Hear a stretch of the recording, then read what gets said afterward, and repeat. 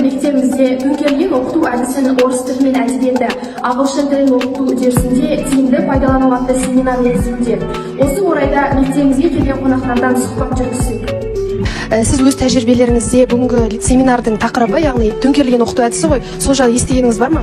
Иә, естігенім бар. Ол өте тиімді.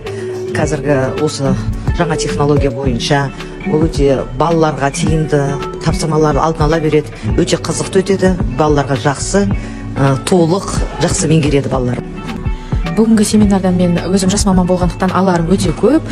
Өз тәжірибемде қолданған жоқпын, бірақ жаңағы интернет желісінде көріп қалғам, төңкерілген ағылшын тілі болғандықтан bottom up and top down. Ол жерде бізде жалпы төңкерілу әдісі бірінші тапсырманы беріп, одан кейін барып мұғалім түсіндіреді. Ал бүгінгі семинардан өзіңізге не аламын, не күтесіз? Жаңа нәрсе алам деп келдім. Енді күтерім осы жаңағы төңкерілген әдісті оқыту жайлы үйренгенді қалаймын.